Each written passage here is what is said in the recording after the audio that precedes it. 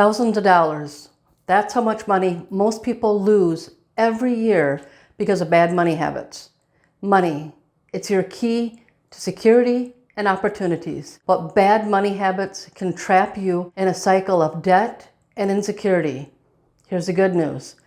Breaking those bad habits isn't as hard as you think. Hey everyone, I'm Rose Colburn, and in this video, I'm going to give you an easy way to fix your bad money habits using a simple, actionable framework. We'll talk about how to identify what's really holding you back, uncover patterns in your behavior, and help you create strategies that actually stick. Have you ever reached the end of the month and thought, where did all my money go? I know I've been in that position more than once. This framework will help you break free, and it's easier than you think. By the end of this video, you'll have the tools to make real, lasting change. So be sure to stick around to the end because I'm going to share 2 powerful tools to add to your financial toolkit. Habits form through a process called cue, routine, reward, where a trigger, like stress, leads to a behavior, like retail therapy, and ends with a reward, like the dopamine hit you feel after a purchase. Over time, this cycle becomes automatic, and your brain relies on it to save energy. And just so you know, this doesn't only apply to money habits. I've been trying to cut back on soda and chocolate, but as soon as my trigger is activated, which for me is sitting down to work or hitting a mental block when I'm writing, I pop open a soda, grab some chocolate, the sugar and caffeine rush into my bloodstream, and bam, habit loop complete. This habit loop applies to any habit, good or bad, that you repeat over and over without much thought. Breaking these habits means deliberately disrupting the cycle, which can feel really messy at first. Your brain resists change because it sees habits as shortcuts to avoid extra work. And let me tell you, some bad money habits are deeply ingrained because of the short-term relief they provide. But the good news is, once you understand how those habits work, the triggers, the behaviors, the rewards, you can start replacing those automatic responses with healthier ones that actually align with your goals. When it comes to breaking bad money habits, there's some advice out there that just really makes me mad. Things like, just stop spending, or you need to be more disciplined. Phrases like these are just so unhelpful. They suggest that anyone who's struggling financially simply makes the choice to mismanage their money, and that the solution is just as simple as stopping and doing something different. They make it sound like it's all about willpower and discipline. But here's the truth. Willpower alone is not the answer. And here's why. Every single day, we're faced with an overwhelming number of decisions, each one testing our ability to resist temptation. You cook supper at home instead of ordering takeout. Your coworker says something nasty or annoying, and you bite your tongue instead of snapping back. You tidy up the house at the end of the day instead of collapsing on the couch to binge watch your favorite show. Each of these decisions and all of the other ones that you make every single day drains your willpower little by little. And the more you exert it, the harder it becomes to keep resisting.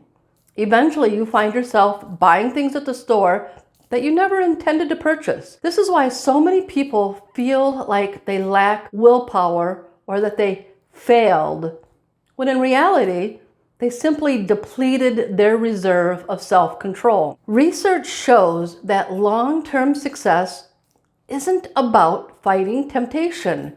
It's about changing your environment and building systems that work with your brain, not against it. This is why our focus in this series has been on understanding the psychology behind your money habits. And in this video, we're focusing on replacing willpower with actionable strategies. That's where my bias framework comes in. Have you ever decided, now is the time to take control of your money? You set a goal to save more or spend less, and you're sure this is the time that's going to be different. But somehow, despite your best intentions, you find yourself slipping back into the same habits, overspending, avoiding your budget, or struggling to save. The truth is, it's not just you. Your brain is actually working against you. This happens because of something called cognitive biases. Now, I know when we hear the word bias, many of us think of prejudices, racial bias, gender bias, or political bias. These are societal biases rooted in prejudice and unequal treatment. But cognitive biases are completely different. Cognitive biases are unconscious mental shortcuts our brain uses to simplify decision making. Sometimes these shortcuts are incredibly helpful, like when you instinctively avoid touching a hot stove because your brain learned it's dangerous. But when it comes to money, these shortcuts often backfire, causing us to make decisions that don't serve our long-term goals. One common bias is called anchoring bias, which I briefly touched on in the last video when we talked about why your brain refuses to save. If you missed that video, I'll link it in the description and I'll put a card here so that you can check it out. Anchoring bias happens when our focus becomes fixed on the first piece of information we see. Let's say you're out shopping for a new phone and the first one you see is priced at $1,200. Every phone you look at after that feels like a deal if it's less than $1,200, even if it's still way out of your budget. That initial price anchored your perception of value, influencing your spending decisions. Another example is ostrich bias, where we bury our head in the sand and avoid dealing with financial realities. Maybe you've avoided checking your bank account because you're afraid of what you'll see. I know, I've been there too, thinking if I don't look, it's not real. But this bias keeps us stuck and unable to take control of our finances. These examples of cognitive biases are really just the tip of the iceberg, but they illustrate how our brains can work against us when it comes to money. That's why breaking down biases is the first step in my bias framework. You can't change what you don't know, and understanding how these biases influence your financial decisions is a game changer. So how do you uncover your own biases? Well, start by thinking about your most recent spending decisions. Ask yourself, why did I buy that? A snack, a new TV, another bearded dragon. Whatever it is that you purchased. Ask yourself, did I feel pressured by a sale or from comparing myself to someone else? Ask yourself, was I avoiding something uncomfortable, like checking my budget or paying my bills? Are there specific situations like shopping sales or late night scrolling on your phone where you tend to make impulsive decisions? Recognizing these moments is the first step to breaking free of their hold. By breaking down these unconscious biases, you'll start to see your habits more clearly. And with clarity comes the power to choose differently. Once you've identified what's working for you, the next step is figuring out when these patterns show up most in your life. Have you ever looked at your bank account and thought, how did I spend so much money this week? The truth is, the answer just lies in your spending patterns. These patterns, whether we're aware of them or not, hold the key to understanding our money habits. For me personally, one of the patterns I uncovered was treating myself every payday.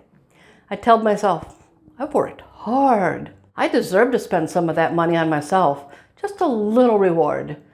But then a few days later, when money was tight again, I'd beat myself up and I'd be like, why did I spend that money? Can you relate? Maybe after a stressful day, you stop at the store just to unwind a little bit. Before you know it, your cart is full of things you didn't plan to buy. Candles, snacks, some cool tech gadget that caught your eye.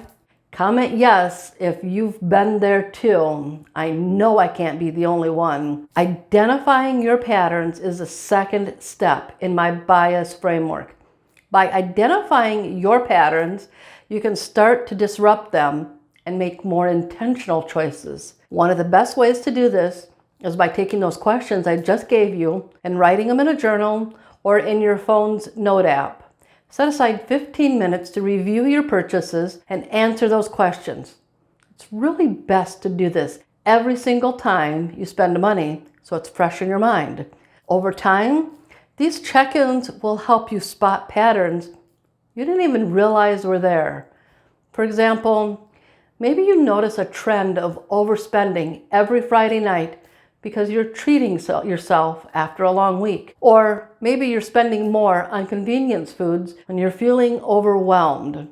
Recognizing these patterns is the key to breaking them. Once you see them clearly, you can plan ahead to handle your triggers differently, like finding free ways to unwind after work or setting a small splurge budget for payday. Now that you've identified the patterns holding you back, the next step is to align your spending with what truly matters to you. Saving and cutting back can feel like sacrifices unless you connect them to something bigger. I can't tell you how many times I've watched my goals and dreams, or even just the smaller things I really wanted, slip right through my fingers because my spending habits didn't align with my goals. And it wasn't even the big ticket items that derailed me. It was the little things that I barely noticed. The $4 bag of Hershey Kisses, $20 top that would look perfect for that vacation I was planning, $8 for lunch with a friend, and oh, I need new makeup, a bathing suit, or something else for that vacation. Before I knew it, the $100 I planned to save this month was gone. Then the same thing happened again the next month. And finally, when the time came to take the trip that I had planned, I had all this cool stuff to pack, but not enough money in the bank to actually go. Look, I'm not telling you to scrimp and save every single penny, sacrificing every little fun thing in life just to hit some future goal. That's not what this is about. What I'm saying is it's important to be mindful of your spending and make sure it aligns with what you truly want. And that's the third step of my bias framework. Align your spending habits with your goals. You absolutely can reward yourself along the way, but it's about being intentional. Set a budget for these small indulgences and stick to it. For me, when I first started this, I opened a Chime account and I put $50 on the card every payday. That was my personal money. I could spend it however I wanted, whether I blew it all in one day or I stretched it out for 2 weeks. It's guilt-free money. But here's the key. The money that I wanted to save for my goals, that comes first. I made sure it was set aside before anything else, and I still do that. I put it in an account that's out of sight and out of mind. That way, I can enjoy the little things now without sacrificing the big things that I really wanted later on. When you prioritize your dreams and goals, it becomes so much easier to turn them into reality with actionable strategies that actually get you where you want to go. Big changes don't require big effort. They just need the right strategies. So throughout this video, I've shared 5 different strategies to help you fix your bad money habits. If you need a quick refresher, you can just go back and review them over again. But before I close this video, I want to give you 2 more powerful tools to add your toolkit. The first one I touched on in the last video, but it's worth mentioning again because it's such a game changer. Automating your savings removes the need for decision making entirely. Whether it's setting up automatic transfers to your savings account or using an app to round up your purchases and save the difference. Automation makes saving effortless. It's like setting your goals on autopilot. No extra willpower needed. The second one is called habit stacking.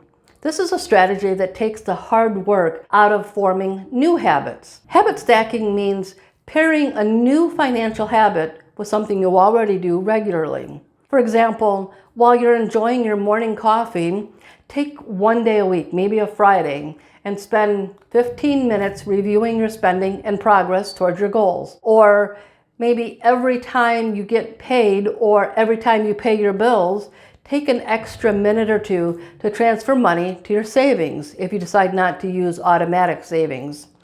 By linking these actions to routines you're already doing, you make them automatic and so much easier to stick to.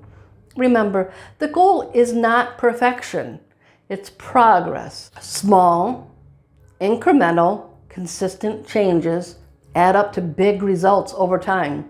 So here's my challenge to you. Pick one.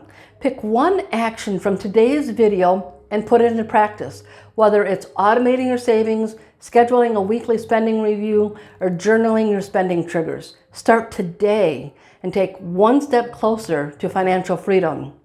And with that, we've reached the end of the Psychology of Money Habits series. I hope this series has given you the tools and confidence to take control of your finances and build habits that align with your goals. If you've missed any of the previous videos, I've linked them in the description below, so make sure to check them out. And don't forget to subscribe for more tips and strategies on building wealth, abundance, and financial freedom. Thank you so much for watching, and I'll see you in the next video.